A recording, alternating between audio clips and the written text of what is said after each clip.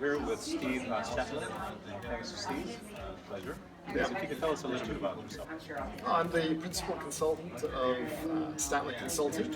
We design location-enabled solutions. Those solutions range from helping startups who want to use Bluetooth beacons as part of their solution, to venues that want to use beacons to deliver a more location-aware experience, like San Diego Airport, one of our clients, and guiding you to concessions, making sure you find your gate.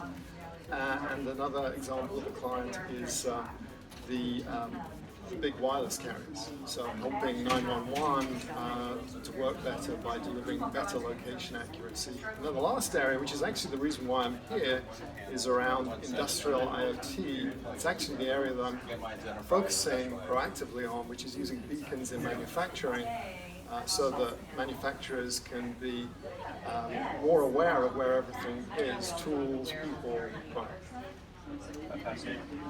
So tell me about some of the successes in terms of implementation on public spaces, airports, and so forth, and how you plan to take some of those best practices and apply it to manufacturing and industrial IoT. Well, the use cases are pretty different. So, and what I'd say is that there's been a lot of interest in beacons in public spaces because basically there's a lot of opportunity to make the travel experience better, to make the stadium experience better. These are all venues that have been leading edge in terms of beacons. And in these situations, then the kind of interaction either relies on having an app, or in the case of the latest generation of beacon standards, it relies on having a browser. But basically, you have a phone involved. The industrial IoT is different. There may not be a phone anywhere. It's basically beacons on pallets and equipment and people. So actually, the use cases are quite dramatically different. And it's very interesting seeing there's a big ecosystem of players in this space. We track them. We track 395 beacon companies. It's a lot of companies.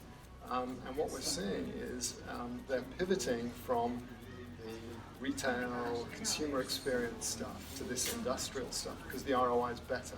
So, and they're actually, because there's this big difference in one has the phone as the center of it, and the other is there may be no phone. They're having to kind of do backward flips to recalibrate their technology to work and to pivot from the experiential direct-to-consumer to the more enterprise focus. What are some of the challenges you've seen in this marketplace, and how have some of your customers overcome that? You mentioned a little bit about that. Yeah. So retail is it's such a great opportunity for beacon technology because these guys need to compete with Amazon. So they have this compelling need to improve the experience and make it frictionless.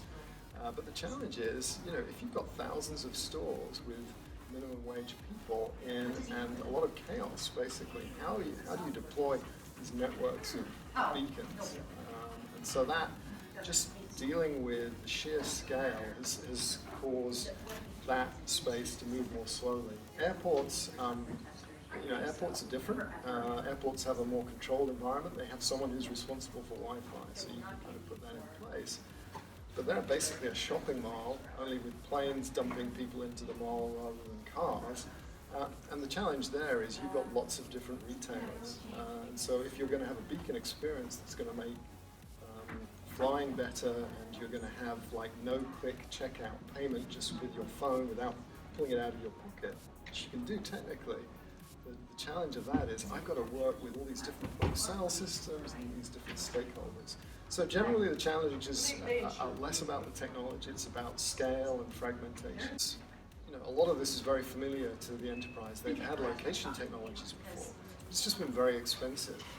In the case of ultra-wideband, which is being used to track BMWs on the production line and allow BMW to run more efficiently and mix 7 series and 5 series on the same production line, it's great, but you can only afford it if you're making BMWs. If I'm kind of making soap powder or small widgets, then I can't afford to use that technology.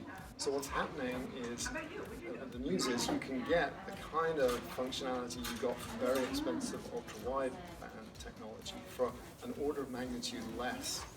through technologies like Bluetooth. So the ability to track where a pallet is in a warehouse kind of seems kind of basic, not particularly interesting, but actually it can make a huge difference in terms of not having to write off inventory that is lost, saving time, sending people around. So there's this kind of latent demand for this in the manufacturing environment, and because the price is tumbled, because it's Bluetooth, we all have Bluetooth radios and they're not expensive, then it's basically bringing this location enablement to a whole set of manufacturers that just couldn't afford it. The year of the innovators and the early adopters.